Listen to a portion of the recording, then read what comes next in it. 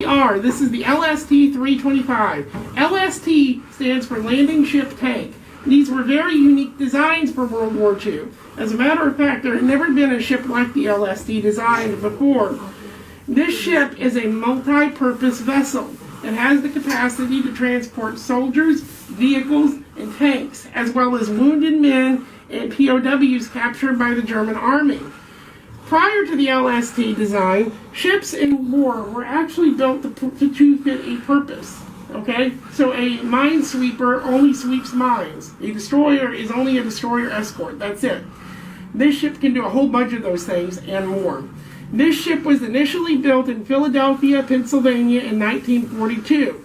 The LST 325 was launched, and then it was actually participated in the landings in Sicily and North African campaign, and then it was at Normandy Beach. This ship in particular was at Omaha Beach. And then after the initial landing on Omaha Beach, this ship made 44 trips back and forth between Omaha Beach and its home port and its port back in England. Okay?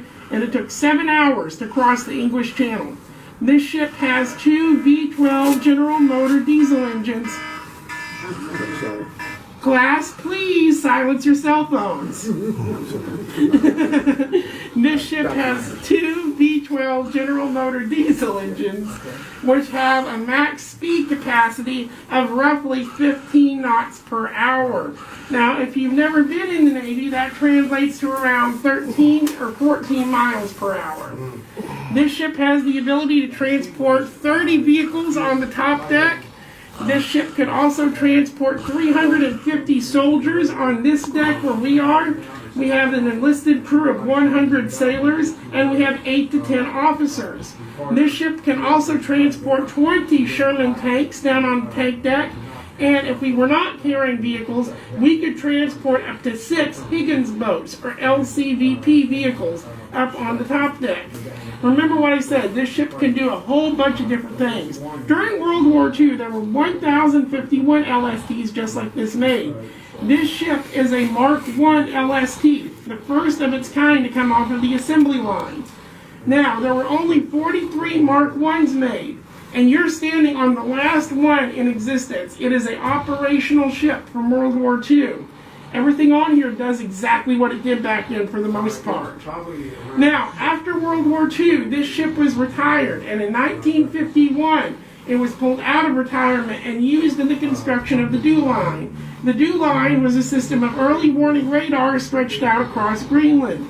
The idea was that if the Soviet Union ever fired a nuclear missile at us, we would have appropriate response time.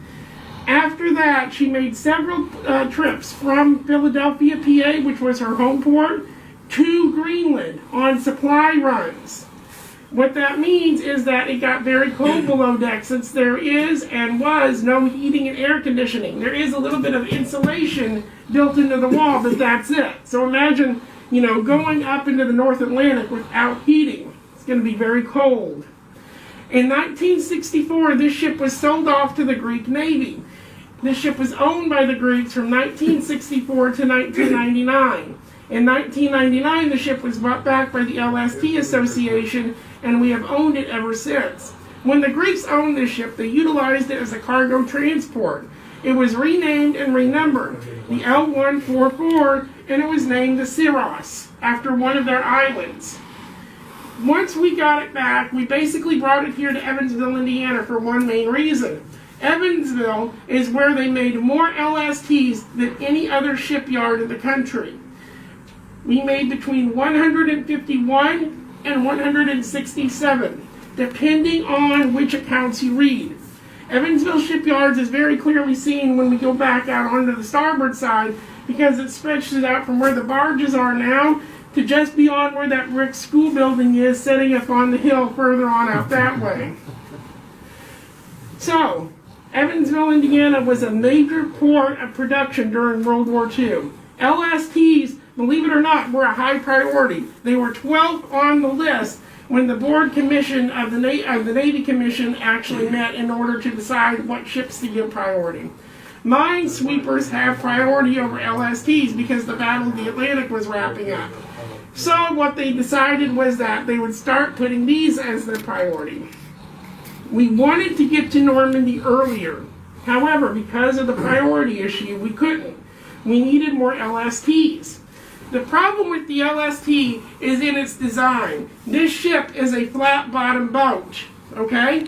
Now, initially, when you think about that, that's not too bad of an idea, right? Because of the flat bottom. What are the positive sides of that? Well, first and foremost, we can soft beach ourselves.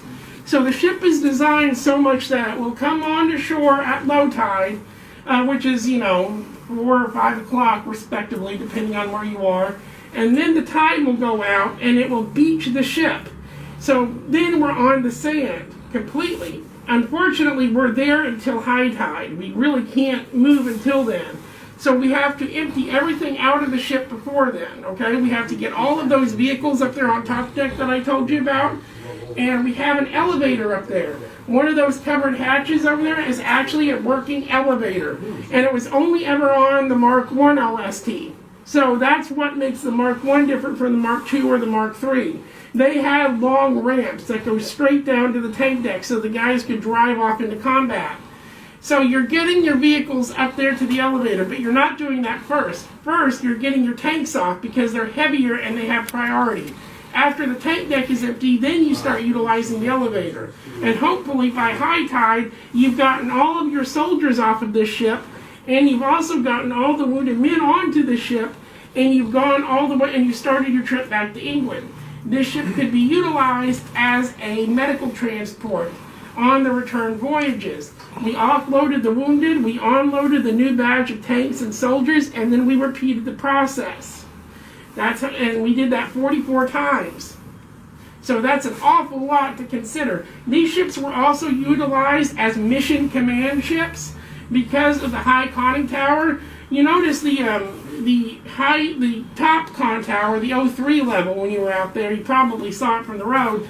That was not here during World War II. The ship actually stopped at the second level.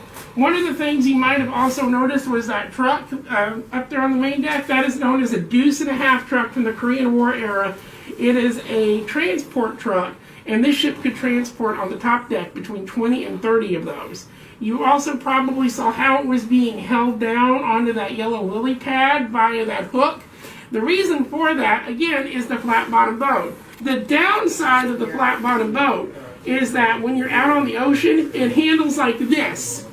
Every single wave that hits it sends it all cattywampus. Now, this means that not just the soldiers got seasick, the sailors suffered from it too. So it's doing this every single time. And when we go through storms, your average ship will do this, like that, right? This ship gets hit up, and then it goes bam, bam, bam, bam, bam, bam, bam, straight down into one of the waves. So it's in no ways a fun ship to be on in the ocean. Add to that the fact that we really don't have a lot of great big guns. You'll be able to see them clearer as we go on to the aft section. We have above your heads one 20mm AA cannon, which is covered up for the season. We have two 40mm Beaufort cannons, and then we have another pair of 20s and a double-barrel 40mm cannon at the front. The biggest caliber on this ship is a 40mm. Later on in the Korean War era, those 20mm were replaced with 40mm because you really can't shoot down a jet with a 20mm, can you guys? So we have pretty much the exact same armaments towards the aft end of the ship. And because of everything I've told you about, the soldiers came up with some interesting nicknames for the LST. They said LST stands for Last Ship There. Last Ship to Arrive. Or my personal favorite, Long Slow Target. Now, contrary to what the actual nickname states, there were only 25 LSTs lost during World War II out of the initial 1,051, which is pretty impressive when you consider the fact that these ships are basically setting ducks, and we would travel in convoys with your destroyer escorts and your battleships sometimes. Only about 5 or 6 of that number was actually lost due to enemy fire in World War II. The large portion of that was lost because of storms or bad beachings. Remember how she handles. So imagine being on one of these ships in a hurricane. not very safe. Which brings me to the hatchway that our friend here is standing at. You'll see that they're actually watertight. The idea is that it may not be sink-proof. In other words, it's still going to flood. It's still going to go down, but it will slow down that time, hopefully. That's the idea behind there. So here we are on the port side. Now, this is where the soldiers were kept, from here straight on down. On the starboard side is where the sailors were kept. You can't have them both in the same place because they'll fight, won't they? So you have to keep them separately. Now, today we actually have the bow door ramp up for the season. If you were to show up in, say, summer or spring, which I highly recommend, you'll see it when it's down. That little room in there is the bow door ramp control room. That has all the technology to operate the ship. It opens the doors, lowers the ramp, and closes everything. When the doors close, they are not watertight. When the ramp comes up, it is watertight. And you'll see that when you get down onto the tank deck. And if you'll all turn over here, you'll see some of the racks. These racks were actually slept on by the men when they were here. And during the time of the Greek service, the Greeks liked to graffiti everything. They left 3 large murals on the ship, and they also drew their names and made little cartoons on here. This guy even actually dated the time he was sleeping on there. I mean, you got to pass the time somehow, right? So let's head on into troop berthing, and I would really ask you guys not to touch any of the artifacts on display because of the virus, which shall not be named, okay? Because we have to disinfect everything, right? Now, 4 men to a row. Soldiers are not sailors. They get seasick very easily. Everybody fought for the top bunk. Can you guys figure out why? So everybody's fighting, trying to figure out where to stay.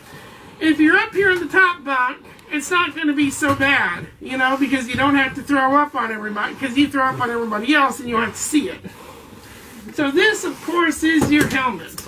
This helmet is from the Korean War era, late World War II. Now, the helmet, contrary to popular opinion, is a multi-tool, and it's in 2 pieces. You'll see here that there's a liner there, and that liner can actually be removed. And once you remove the liner, you can use the heavy piece here for doing a whole bunch of things. There's a wonderful novel called The Things They Carried With Them, and it actually does talk all about the Korean War, and it's about the stuff that the soldiers had on them. So in between the liner here and the actual helmet, they would have things like pictures from home, letters from home, things like that. So it was always on them. And when they removed the liner, what they could also do with it is they could eat out of it, they could shave into it, they could throw up into it. If you were on land, you could use this thing to dig a trench. Or if you had your food cart and you didn't have any way to cook it, you could set it up on that 1.5 deuce on the radiator, and you've got a frying pan there, don't you? Now, this, of course, is a life jacket. This life jacket is from the same time period, the late 50s, early 60s, somewhere in that area. If one of us went overboard wearing this, we were to stay afloat for about 10 hours. After 10 hours, you started to sink. Now, why would somebody go overboard on one of these things, you ask? Well, during the summer months, it gets very hot down here, over 100 degrees easily. And that's not doing actual work like they would have in World War II. So the guys are working, they're sweating like blazes, and one of the ways they would try to beat the heat is they would try to go above decks and sleep underneath the trucks at night. Now initially that sounds like a smart move, doesn't it? Because we all know it cools off at night, right? That's one of the reasons we have ice building up on the top deck, and it's going to melt. Well, the downside of which is that if it starts to move the way I showed you because of the waves, you're going to go sliding overboard. And very often the LST was the last ship in the convoy, which meant if you slid overboard, no one's coming back for you. There's no way we can pull you back on the ship unless somebody is right there and witnessing it happening. So that really wasn't a safe idea. One of our volunteers up here, He was an XO on one of these ships during World War II, and he said the way they charted their course was they went out in the morning, earlier than now, and they looked onto the horizon, and they said, we looked for a puff of smoke. That puff of smoke was the convoy we were meant to be following, or that was meant to be protecting us. That's the only way we knew where to find our path. So LSTs, even though, not very many of them were sunk due to enemy fire, would be easy targets and easy pickings, especially if an opportunistic U-boat captain were to come across one of these. U-boats were a very serious threat during World War II up until the Battle of the Atlantic. German U-boat commanders were taught, you do not fire on military targets. You target civilian ships. They were paid extra when they did this too. Everybody was afraid of the U-boat because nobody knew where it would come from. Civilian ships going across the ocean had to have military convoys after a certain point. The reason behind this was because we were unofficially helping out England with our Lend-Lease program. Germany found out about it after sinking a few of our ships in the Atlantic. After that, they began targeting them left, right, and center. So, they're attacking us because of that, also because it damages our finances on the high seas. The other reason is because it installs fear and terror into the enemy. So, the Germans were very good at that. Even though the U-boat had an awful lot of flaws and really wasn't safe to be on, it was still a deadly instrument of war. So follow me into the next compartment. This picture is as well as the everything that went into the picture. This ship had 4 Higgins Highline trans the petty officers.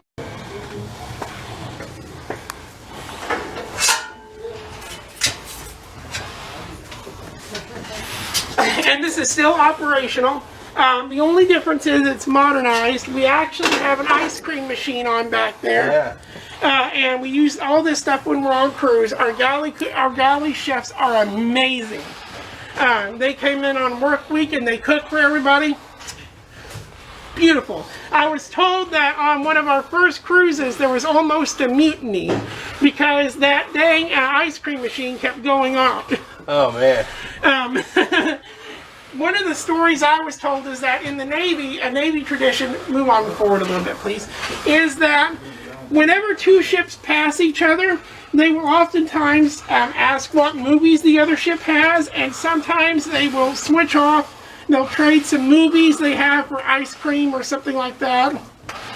So here's the galley. You'll see those trays there. Those trays are the trays the guys would eat off of. Now, of course, the men on this ship called their food slop on a shingle. Now, we're cleaning that up because the ladies are present, right, fellas? We know what they really said. In that room over there, that's the post office. He's the other guy on the ship you wanted to suck up to. He gives you your mail from home, he gives you your packages, and he also gives you your money.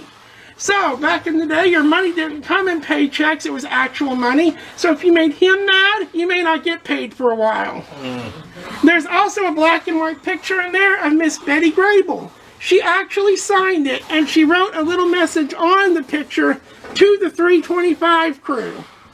So now you're going to come aft, and you're going to get a closer look at the guns.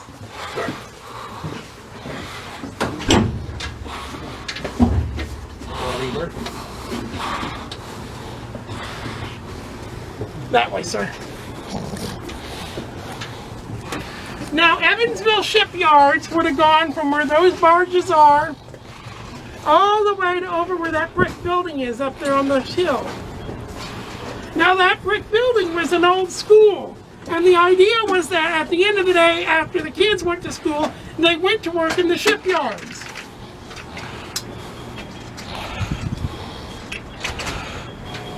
Head on forward a little bit, we have some more guys coming through.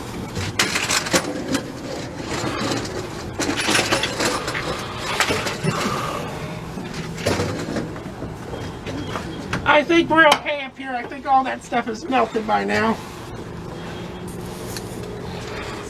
The interesting thing, not me.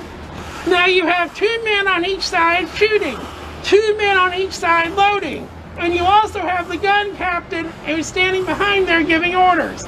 You have one more person who's part of the crew, that being the radio talker. The radio talker telling them where to point. You'll notice the green and the red paint. On that gun, the idea is to keep your gun out of the green and in the red. Because if it veers over into the green, you run the risk of shooting on your own men. If you'll follow me over here.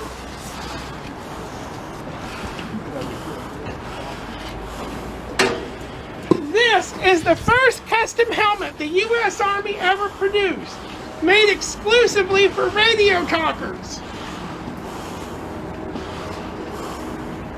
Wait for everybody to show up. I'm doing the Lion King thing right now. And this is a clip. This is how the ammo was loaded into the guns. They were slid down, pushed in, and the top would be loaded down, sort of like a breech loader. This is a 40mm round that's completely hollowed out. Now, when these came out of the guns, they came out spinning. The firing mechanism is up here in the nose. The idea is that after a certain amount of spins, that ticks off. And then it has 9 spins before it explodes. These were often called air bursts. I think the idea was very similar to how a grenade is. So if you have a live grenade, it's very dangerous. If you have one of these misfire and fall onto the deck, it's very dangerous for the same reason. So now you guys can actually pass this around and feel how heavy it is without all the powder in it. Wow. No wonder we needed so much steel. Oh, I know. Now remember, if there was a misfiring and you see that hit the deck, you have to, in your mind, ask yourself how many times it is rolled to tell you how many times it has left before it explodes. And then you have to calculate whether or not it's worth the risk of picking it up and throwing it overboard. Thank you. It's always funny when I get a large group and I have some actual, and I have World War II veterans on who actually handled this sort of thing, and there was a, like, man, that's heavy, and the vet picks it up and he goes, yeah, that feels about right. Hopefully the altitude those things can shoot to. Not exactly sure. But these guns, they're actually lower now because they're covered for the season, but they can raise, so I don't know the actual altitude, sorry. So if you'll follow me along this way,